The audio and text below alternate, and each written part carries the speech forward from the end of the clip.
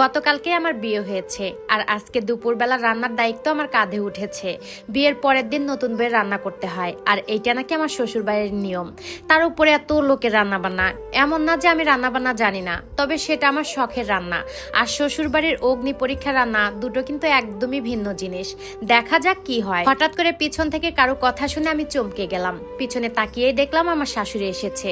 তখন আমার শাশুড়ি আমাকে বলতেছে, কি গো বৌমা, পারবি তো? খুব তো সবার সামনে বললি যে পারবি, তখন যদি বলতি যে পারবো না তাহলে খুব একটা সমস্যা ছিল না। আমি মাথা নিচু করে রইলাম। গতকালকেই আমি এই বাড়িতে এসেছি, আর আমার শাশুড়িকে দেখে মনে হচ্ছে খুবই রাগী একজন মহিলা উনি। আজ ওনার মুখে তুই শুনে আমার মেজাজটা খুবই খারাপ হয়ে গেছে। নতুন বউকে কি কেউ তুই তুকারি করে?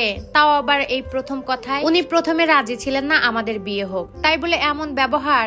উনি আমার উত্তর শোনার জন্য আমার মুখের দিকে চেয়ে আছেন। আমার কাছে জানতে চাইলেন আসলেই কি আমার দ্বারা রান্না বান্না সম্ভব কিনা। আমার উত্তরের আগেই তিনি বললেন, খুব বেশি রান্না বান্না করার দরকার নেই। গরুর মাংসটা হাতে মাখিয়ে বসিয়ে দিস, আর একটা সবজি রান্না করিস, আর একটু পাতলা করে ডাল রান্না করিস। আর অনেক পাকাপোক্ত রাঁধুনিরাও কিন্তু পোলাও রান্না করতে পারে না, একটু মনোযোগ দিয়ে রান্না বান্না করিস। তখন আমি ঠিক আছে বলে মাথাটা নাড়ালাম। আমার শাশুড়ি রান্নাঘর থেকে চলে যাওয়ার সময় আমার চাচি শাশুড়ি পিছন থেকে ডেকে বললেন, আরে আরে কাকে দেখি রান্নাঘরে? ছেলের বইয়ের জন্য রান্নাঘরে পা পড়লো তোমার ভাবি? কয়েক বছর ধরে তো তুমি রান্না বান্না করো না। তখন আমার শাশুড়ি বললেন, বউকে রান্নায় একটু সাহায্য করার জন্য এসেছিলাম। তখন আমার চাচি শাশুড়ি বললেন, বউকে তো রান্না করতে হবে, তাহলে তুমি বউকে সাহায্য করতে এসেছো কেন? নিয়ম তো মানা হলো না? আমরা যেদিন প্রথমে এই বাড়িতে বউ হয়ে এসেছিলাম, আমরা কি রান্না করিনি? এই নিয়ে আমার চাচি শাশুড়ি আমার শাশুড়িকে অনেক কথাই বললেন। তখন আমার শাশুড়ি রেগে মেগে বললেন, কি বলবি বল, আমি তো চা চাইতে এসেছিলাম আমার বৌমার কাছে। ও কেমন চা বানায় সেটা দেখার জন্য রান্নাঘরে এসেছিলাম। এখন কি তোরা আমার উপর নজরদারি করতেছিস? আর কি বলিস তোরা? মাকে ছাড়া একলা একলা সব কাজ কিভাবে করবে? বিয়ের আগে কি এত কাজ একলা একলা ও কখনো করেছে? আর এত কাজ একা একা করা কি সম্ভব নাকি? আমার শাশুড়ি আরো বললেন, অতিরিক্ত কোনো কিছুই ভালো না রে ছোট, তুই তোর ঘরে যা। আমার শাশুড়ি এই কথা বলে সে তার রুমে চলে গেলেন। আমি রান্নাঘর থেকে এই কথা শুনে অনেক অবাক হয়ে গেলাম। শাশুড়ি মায়ের মুখে এমন কথা শুনবো আমি কখনো আশাই করিনি। আমি তো তার মুখে তুই ডাক শুনে অনেক বিরক্ত হয়েছিলাম, আর উনি কিনা আমাকে সাহায্য করতে কিভাবে তার জায়ের সাথে কথা বলছিলেন। কি অদ্ভুত মানুষের মন। যাই হোক, আমার যেটা মনে হলো, আমার শাশুড়ি মায়ের মুখে এসব কথা শুনে আমার চাচি শাশুড়ি একদমই সন্তুষ্ট হলেন না। আবার আমার শাশুড়ির মুখের উপর গলা উঁচু করেও কথা বলতে পারলেন না। বুঝতে পারলাম আমার শাশুড়ি এই বাড়িতে খুব দাপটি একজন মানুষ, কিংবা ওনাকে সবাই ভালোবাসে, সবাই ওনাকে অনেক বেশি সম্মান করেন। আমি তখন ভাবলাম এই শাশুড়ি মায়ের জন্য হলেও রান্নাটা খুব ভালোভাবে করতে হবে। এমন সময় আমার শাশুড়ি আবার রান্নাঘরে আসলেন। তিনি বললেন, যেটা দরকারি কথা বলতে এসেছিলাম সেটাই বলতে ভুলে গেছি। তোমার শাড়িটা পাল্টে আসো, তা না হলে নতুন শাড়ি পুড়ে কোনো দুর্ঘটনা ঘটে গেলে সবাই বলবে নতুন বউকে পুড়িয়ে মারার চেষ্টা করেছি। যাই হোক, 25-26 জনের রান্না বান্না করতে পারবে তো? আমি তখন হেসে বললাম, পারবো মা। আমার মুখের দিকে তাকিয়ে তিনি মুচকি হাসলেন। তখন আমার মনে হলো উনার হাসিটা অদ্ভুত রকমের সুন্দর। উনার ছেলেও ঠিক উনার মতো করে হাসেন। তারপর আমি আমার রুমে চলে আসলাম আমার শাড়িটা পাল্টাতে। এসে দেখি আমার স্বামী তখন খাটে শুয়ে আছে। তখন মিষ্টি গলায় আমাকে জিজ্ঞাসা করলো আমার মাথা ব্যথা কমেছে কিনা। রাতের বেলায় আমার প্রচন্ড মাথা ব্যথা করতেছিল। আরো জিজ্ঞাসা করলো, এত লোকে রান্না বান্না করতে পারবে তো? তখন আমি মাথা নাড়িয়ে বললাম, হ্যাঁ পারবো। তখন আমার স্বামী বলল, সহজ কোনো আইটেম থাকলে ওইটা রান্না করে ফেলো। তখন কেমন যেন একটা ভালো লাগা ছুঁয়ে গেল আমার স্বামীর এই কথা শুনে। আমার জন্য চিন্তা করতেছে, এটা অনেক কিছু। এমন সময় আমার শাশুড়ি মায়ের কথা মনে পড়ে গেল।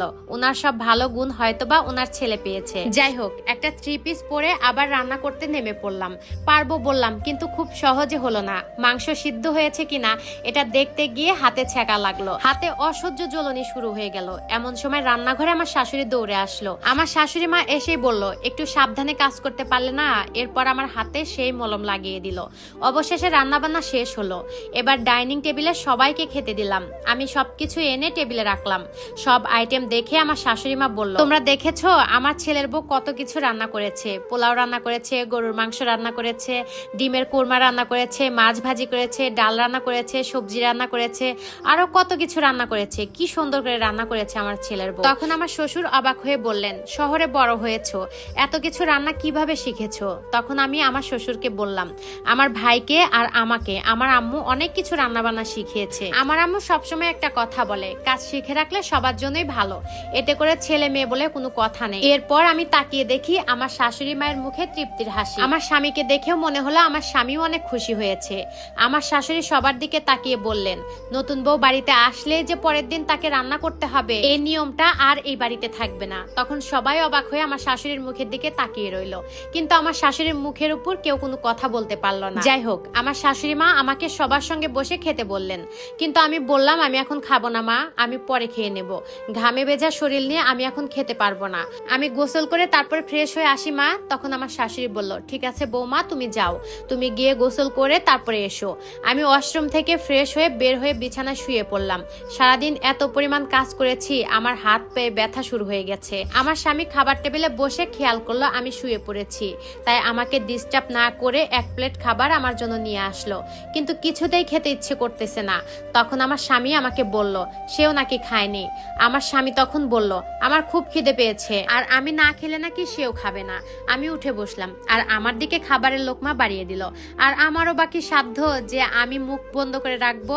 তখন আমি হা করে আমার স্বামীর হাতের খাবার খেতে লাগলাম। এরপর আমি আমার স্বামীকে বললাম, এখন নতুন বলে এত আদর দেখাচ্ছ, এই আদরটা কি শেষ পর্যন্ত থাকবে?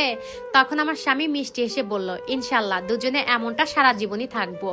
এমন শাশুড়ি যদি প্রত্যেকটা ঘরে হয় তাহলে ওই সংসারে আর কোনোদিনও সুখ শান্তির অভাব হবে না। আর এই সম্পূর্ণ স্টোরিটা ছিল একটা আপুর লাইফ থেকে নেওয়া। ভিডিওটা যদি একটু ভালো লাগে থাকে তাহলে অবশ্যই ভিডিওটা শেয়ার করবেন। টাটা।